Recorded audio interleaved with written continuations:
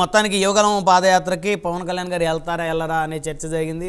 వెళ్ళరు అనుకున్నారు. ఆయన షెడ్యూల్ని బేస్ చేసుకొని ఎప్పుడైతే చంద్రబాబు గారు పవన్ కళ్యాణ్ గారు ఇంటికి వెళ్ళారో మరి ఏం చర్చలు జరిగినాయో తెలియదు. కానీ ఇప్పుడు యువగలం పాదయాత్రకి పవన్ కళ్యాణ్ గారు ముఖ్య అతిథిగా హాజరు కన్నారు. అదొక అంశం. దానికి తోడు ఎమ్మెల్యేల దగ్గర నుంచి తాడేపల్లి ప్యాలెస్ని సీఎం గారి దగ్గర నుంచి ఫోన్ వస్తే ఎమ్మెల్యేల గుండెల్లో వణుకు మొదలవుతూ ఉంది. మాకు సీటు పీకేస్తారా లేకపోతే వేరే నియోజకవర్గానికి ట్రాన్స్ఫర్ చేస్తారా రెండు.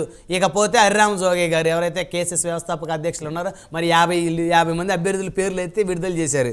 మొత్తానికి ఈ మూడు అంశాలని మనం ఏ విధంగా చూడాలి? ఈ మూడు అంశాలు కూడా ఇప్పుడు ఎన్నికల మీద ప్రభావితం చూపేటువంటి అంశాలు. డెఫినెట్గా ఆల్రెడీ ఇంకా 3 నెలలు కూడా సమయం లేదు కాబట్టి అంతా రాజకీయాలు వాడివేడిగానే ఆంధ్రప్రదేశ్ ఉన్నాయి. మీరు అన్నట్టు ఫస్ట్ పాయింట్ యువగలం, అది ఒక మంచి అంటే నాయకుడిగా తనని అనేక అవమానాలు ఎదుర్కొన్నాడు చిన్న వయసులోనే. ఆ స్థాయి నుంచి ఎమ్మెల్సీ అయ్యాడు, మినిస్టర్ అయ్యాడు. తర్వాత ప్రజల్లో నిత్యం ఉండి వాళ్ళ నాన్నగారు జైల్లో ఉన్నప్పుడు కూడా తను పరిణితి గల రాజకీయ నాయకుడిగా ఎమర్జ్ అయ్యాడు. అందులో డౌటే లేదు. దానికి అందరూ కూడా అభినందించాల్సిన విషయమే. దానికి రేపు జరిగే విజయనగరంలో ఈరోజు మధ్యాహ్నం జరిగే దానికి పవన్ కళ్యాణ్ గారు కూడా వెళ్ళటం అనేది అందరూ కోరుకున్నారు.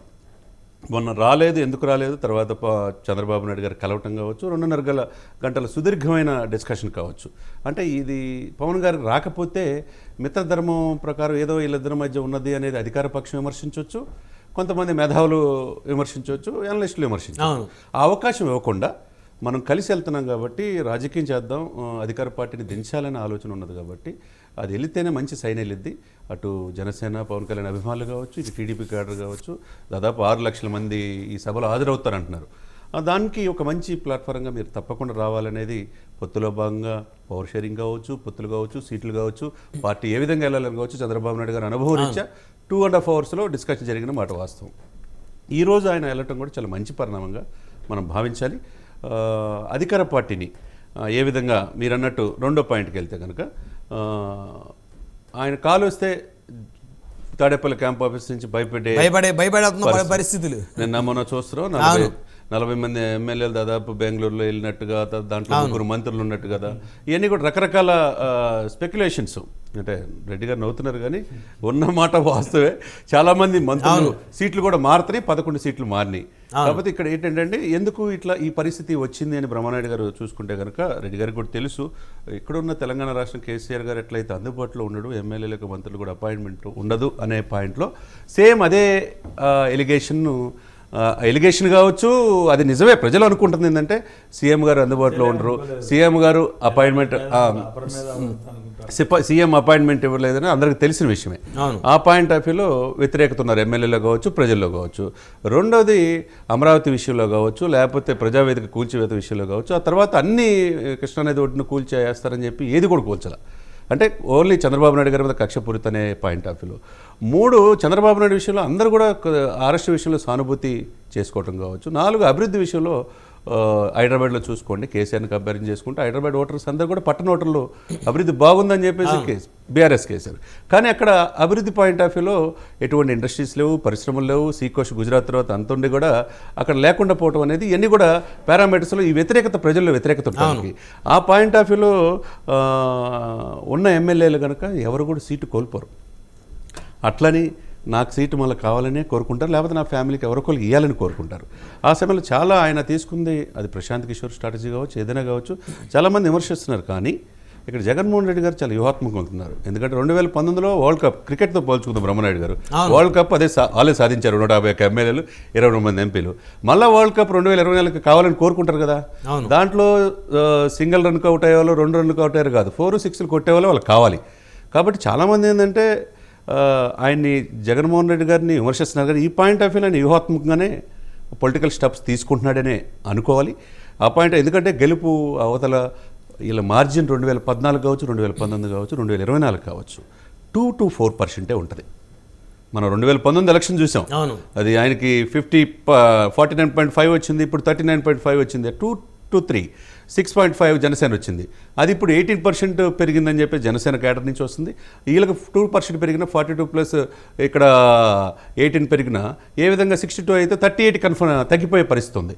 ప్రతి ఓటు చాలా కీలకమే కాబట్టి, ప్రతి సీటు చాలా కీలకమే కాబట్టి అక్కడ కులాలు కలిపే దాంట్లో పవన్ కళ్యాణ్ గారు ప్రయత్నం చేస్తూ ఉండే టీడీపీతో కలిసి వెళ్ళాలనుకుంటే కులాల మధ్య విభజన చేసేసి వ్యూహాత్మకంగా ఆ కులంలోనే కాపు కులం మీకు చేయను అని చెప్పాను. గతంలో 60% కాపులు ఆయనకి వేశారు. ఇప్పుడు కాపులు కూడా కొద్దిగా ఆలోచించవలసిన అవసరం ఉంది, కాపులకి ఎంతవరకు చేశారనేది. అదే సమయంలో ఈ కులాల మధ్య ఈక్వేషన్స్లో ఈయన బీసీలకు దగ్గర అయ్యాడు గత ఎలక్షన్స్లో. ఇప్పుడుందా అంటే అది కొద్దిగా గ్యాప్ వచ్చింది, అది రెక్టిఫై చేసుకోవాల్సిన బాధ్యత ఉంది. కాబట్టి ఉన్న ఎమ్మెల్యేలు యూజ్ గతంలో ఏ రోజు కూడా బ్రహ్మనాయుడు గారు మనం దాదాపు 4 దశాబ్దాలను చూస్తే ఏ ముఖ్యమంత్రి కూడా ఇంత మార్పు లేదు.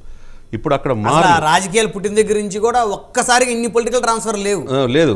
సాక్షాత్తు మంత్రులే బటన్ నొక్కాం పథకాలు ఇచ్చాం అన్నప్పుడు బటన్ నొక్కి పథకాలు ఇచ్చి 90% అభివృద్ధి చేస్తే ఎందుకు మళ్ళా మంత్రులు మార్చాల్సిన అవసరం ఏముంది? నా ముఖం చూసి ఓట్లేయండి అన్నారు. ఇప్పుడు సీఎం గారి ముఖం చూసి జనాలు ఓట్లేసే పరిస్థితి లేదని అభ్యర్థులు మారుస్తున్నారు. లేదు. ఇంకొకటి అతి ముఖ్యమైనది ఏంటంటే మీరు చెప్పిన పాయింట్ ఆఫ్ వ్యూలో సీట్లు రేపు పొత్తులు. అవును, జనం మీరన్న పాయింట్లో ఏదో 20-22 కనుక కన్ఫైన్ అయితే జనసేన కేడర్లో కావచ్చు, కొంతమంది మార్పు కోసం ప్రయత్నించే వాళ్ళు కావచ్చు, తీవ్ర వ్యతిరేక భావం ఉండేది అవకాశం స్పష్టంగా ఉన్నది. ఎందుకంటే అది ఎవరికి ప్లస్ అయ్యిద్ది? ప్రతి సీటు జనసేనకు తగ్గే సీటు వైసీపీకి పెరిగిద్ది.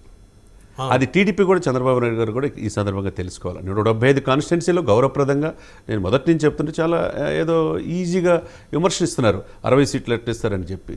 60 to 40 మధ్య జోగయ్య గారు చెప్పినా కానీ 50 సీట్లు 57 సీట్లు అని చెప్పి నేను రిలీజ్ చేశాడు.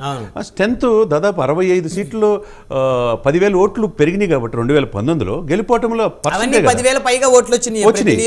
కాబట్టి ఆయన అడుగుతున్న రూపాయి ఖర్చు పెట్టాల. ఇప్పుడు అక్కడ అభ్యర్థులు కూడా గతంలో పోటీ చేసిన డమ్మీలు.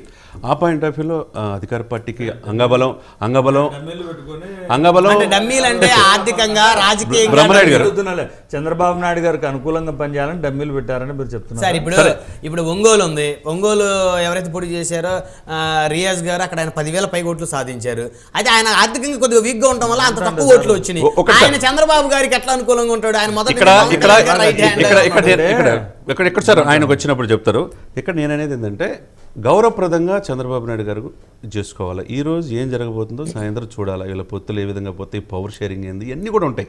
పద్దాకల పల్లకీలు మోయటానికి జనసేన కార్యకర్తలు కావచ్చు, దాని వెనకస్తున్న సామాజిక వర్గం 24% కాపులేవి ఉంటుల్లా. ఆయన ముఖ్యమంత్రిగా చూడాలని కోరుకున్నారు కాబట్టి పవర్ షేరింగ్ అనేది కూడా కోరుకున్నారు.